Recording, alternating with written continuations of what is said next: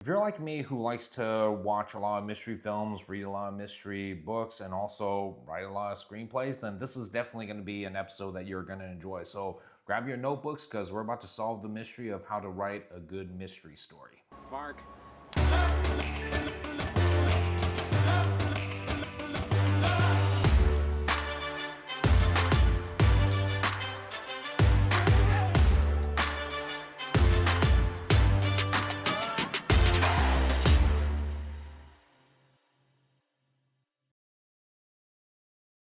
What's up, guys? Jason Lohr here with Jason Lohr Photography and Films, and today we're going to be talking about how you as a screenwriter can come up with a great mystery story that could be the next hit or just something that's very entertaining to watch and read over and over again. So for me, my first screenplay that I ever written was called The Mystery Man. I actually attempted to film this script too.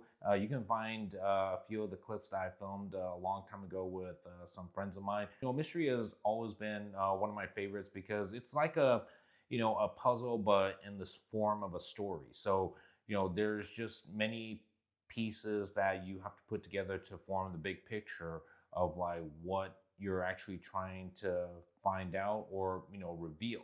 So the things that I always look for in mystery is going to be the characters. So who are the characters that are going to be in this story? And what I usually do is I try to create profiles for each of the characters, so that way it gives me a backstory, occupation, or something that happened to them in the past. And then once I do all of the character profiles, I put them side by side together and find a connection with each of the characters because, like different puzzle pieces, like each of these characters are going to be connecting together and forming some type of pictures that's going to be a big reveal to the whole audience.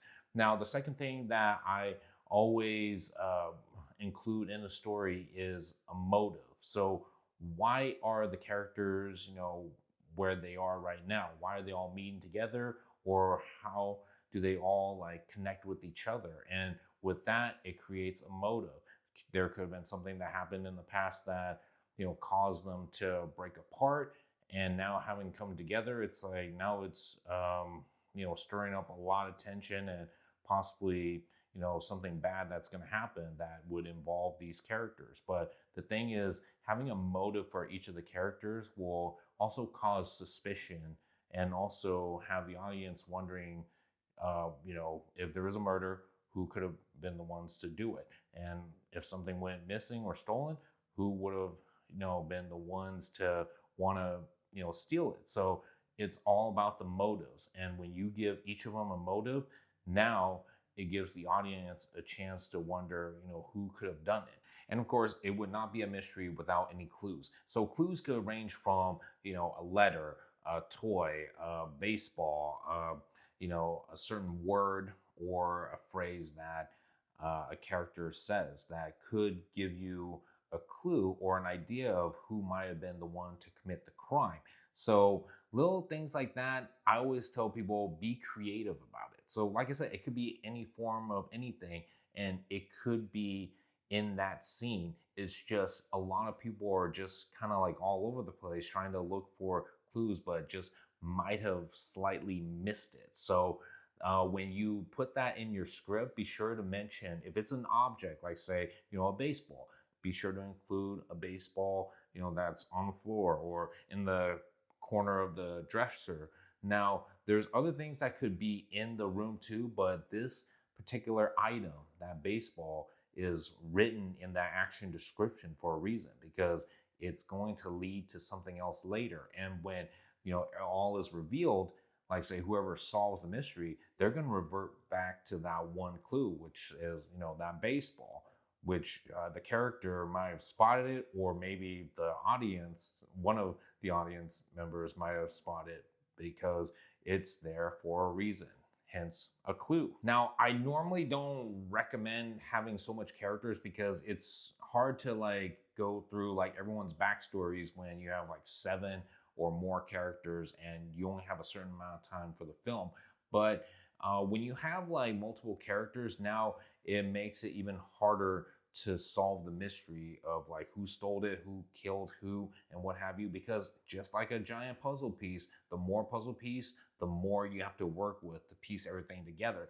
But that's the whole point of, a mystery, is that when you have multiple characters, now you have different motives, and you have different people that could have reasons for doing it. So now that gives the audiences a chance to start deducing the clues and also the motives of like who could be the possible suspect to have committed the crime.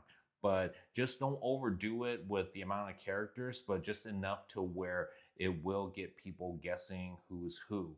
And then of course, if it's a murder mystery, now people starts to get killed off one by one, to where you thought it was this person, but after you seen that person get killed, it's like, whoa, I was totally wrong. Now who the heck could be the killer? Now here's a fun part about writing a mystery. You have to be like a magician. So magicians have this technique known as sleight of hand. So that's when it involves doing magic tricks using your hands. This would be mostly involving cards. Now they would make a card appear and disappear like, really quick. But the thing is that what looks to be like magic, there's actually a trick behind it. So it has to do with distraction. So when you look at your clues, right? The clues were placed in that scene. It's just the audiences failed to, catch it until later on. Same thing with the characters. There's so many distractions going on between the characters that something else is happening like behind the scene or with the clues in that scene. A good example is from the movie Glass Onion, when both Edward Norton and Batista were both watching one of the girls like dancing, and Batista takes a drink out of his glass and starts choking, and he ends up dying or poisoned by the glass he was drinking. Now the thing is that when they took a look at the glass, they realized that that glass was actually Edward Norton's character. So basically that glass was meant to poison him, but it just so happened that Dave Bautista's character grabbed his glass by mistake because they were so distracted by watching, from watching the girl dancing, in front of them. We as the audience, I noticed a lot of people that were also watching that film with me didn't catch that part either. But when they showed that clip, Dave Bautista, grabbed the glass, the wrong glass, and drank it.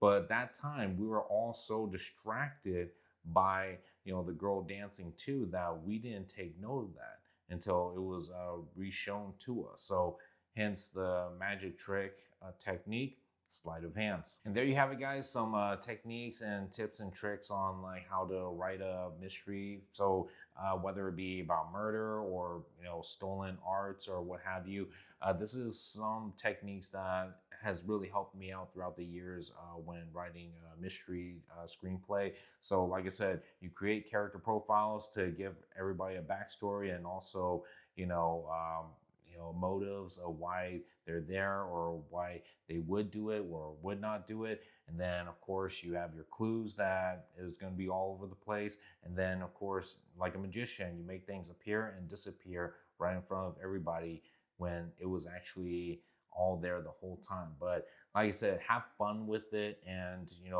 it's going to be an absolute blast of like just creating chaos and mayhem, and then in the end having to put all the pieces of the puzzle back together to show the big picture. So get out there, get some writing done. And if you guys have any more questions on mystery writing too, you can let me know in the comments below. And if you guys want to check out more of my work too, you can find them on my social media network, which, speaking of, if you haven't done so, definitely click on that subscribe button down there.